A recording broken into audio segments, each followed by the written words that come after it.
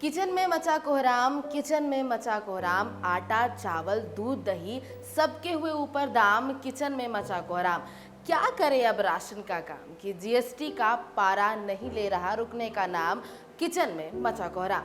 नमस्कार, मैं हूं आपके साथ प्रभा शर्मा और आप देख रहे हैं समाचार प्लस का ऑफ कैमरा सेक्शन, जहां हम खबरों से हटकर कुछ और बातें करते हैं। वैसे तो आप समझ ही गए होंगे कि हम आज किचन में पड़ी इस महंगाई की मार की बात कर रहे हैं, क्योंकि इसने हमारे घरों की होम मिनिस्टर की टेंशन बढ़ा दी है। अभी हाल में सब्जियों के फल के दाम काफ़ी बढ़े हैं, दूध के भी दाम बढ़े हैं और अभी कुछ दिनों में दही लस्सी के भी दाम बढ़ गए हैं। दाम बढ़ने से हमारे बचत में तो दिक्कत आती है, हमारे आमदनी पे एक्स्ट्रा बोझ पड़ जाता है, लेकिन खान पान और अन्य खाने पीने की चीज़ों की खरीदारी तो हमें करनी पड़ती है, क्योंकि हम बच्चों के स्वास्थ्य और घर वालों के स्वास्थ्य से अनदेखा नहीं कर सकते हैं। सारा सामान का दाम बढ़ जाने के कारण हम महिलाओं को अपने गृहस्थी चलाने में बहुत ही दिक्कत का सामना करना पड़ रहा है और सामान का दाम बढ़ने से हम लोग अच्छी तरह से मैनेज नहीं कर पा रहे हैं।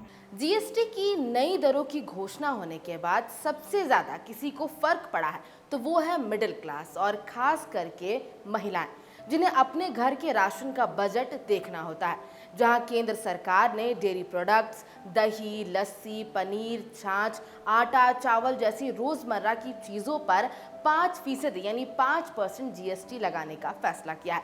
मतलब 1 किलोग्राम दही अगर बाजार में 200 रुपए में मिलता था तो अब इसकी कीमत बढ़ करके 210 रुपए की हो जाएगी।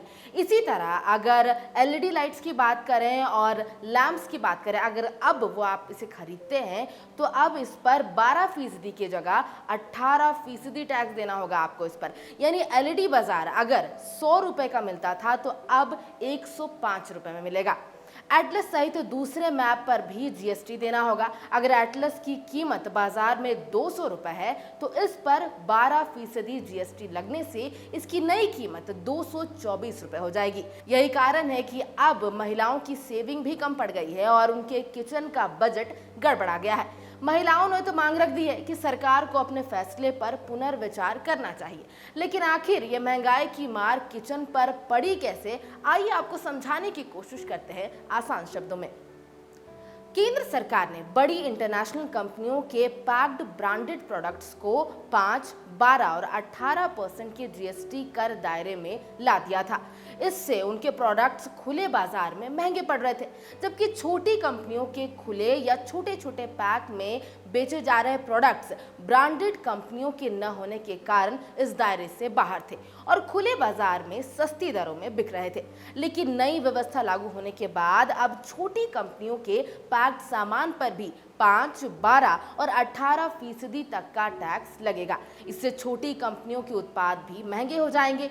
छोटी कंपनियों के उत्पादों और बड़ी ब्रांडेड कंपनियों के उत्पादों में बेहद मामूली अंतर रह जाने के बाद कस्टमर थोड़ा ज्यादा पैसा देकर ब्रांडेड उत्पाद खरीदना चाहेंगे।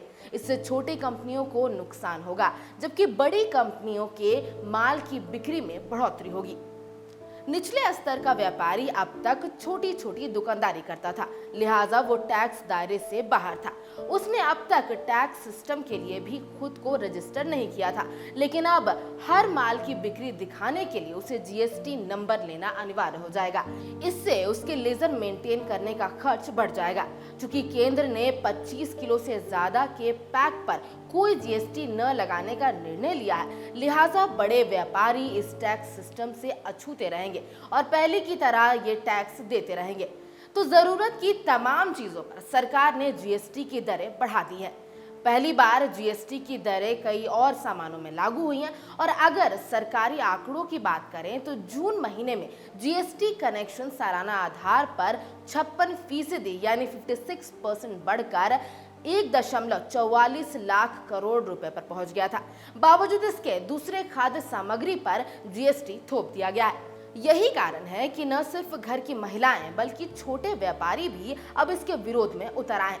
खैर, महंगाई की मार तो जनता झेल ही रही है और अब इस पर एक और बोझ भी शायद वो झेल ही जाए, लेकिन उनकी उम्मीदों को कब तक किनारा मिलता है ये तो देखने वाली बात होगी। ये तो हमारी बात थी, लेकिन आप पर इस किचन में हुए कोहराम का कितना असर पड़ा है हमारे साथ जरूर शेयर करें और